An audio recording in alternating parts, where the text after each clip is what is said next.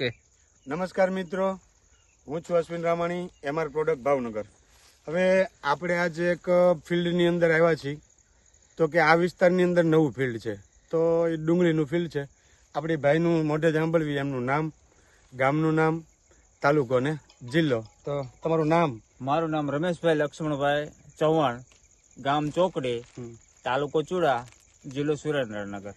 બરાબર. હવે રમેશભાઈ, હાજી સાહેબ. આપણે ડુંગળી જે તમે વાવી છે, હા. તમે વર્ષોથી વાવો છો કે નવો અનુભવ છે? નહીં, હું 3 વર્ષથી વાવું છું ડુંગળી. 3 વર્ષથી વાવો છો ડુંગળી. બરાબર. હવે કારણ કે આ વિસ્તારની અંદર આપણે ડુંગળી ઓછી થાય છે, કારણ કે આ આમ ગણો તો મરચાનો મોટો બેડ છે. વીઘો ની નહીં જાતો. આ ઝાઝો પ્લાન આ વખતે જ નાખ્યો, પહેલી વખત જ તે. તો તમે જે દર વર્ષે ડુંગળી વાવો હા એમાં હા. અને આ વર્ષે જે આ ડુંગળી કરી છે એમાં તમને શું તફાવત દેખાણો 3 વર્ષની અંદર? તફાવતમાં આની જે છે ને ટૂંકા ટાઈમમાં જે ક્વોલિટી બની ને, આ ટૂંકા ટાઈમની ક્વોલિટી છે. બરાબર. 30 એક તો ક્વોલિટી મસ્ત, આમ કલર મસ્ત આવ્યો છે. બીજા નંબરમાં સાઈઝ વજન અને આ જેને કહે ને કે કઠણ દડો. બરાબર. દડો કઠણ.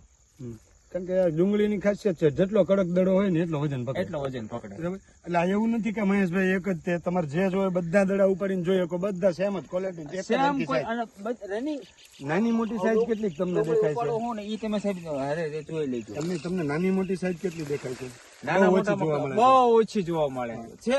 નાની સાઈઝ કોક નીકળે, નથી નીકળતું એવું નથી કહેતો, પણ ક્વોલિટી મસ્ત બની છે. બરાબર છે. હવે પણ કહેવાનો મતલબ શું, તમે જે 3 વર્ષથી ડુંગળી તો વાવો છો, દર વર્ષે વીઘો, 1.5 વીઘો, 2 વીઘો, વીઘો થોડી વધારે વાવી છે આ વખતે વધારે. અને તમે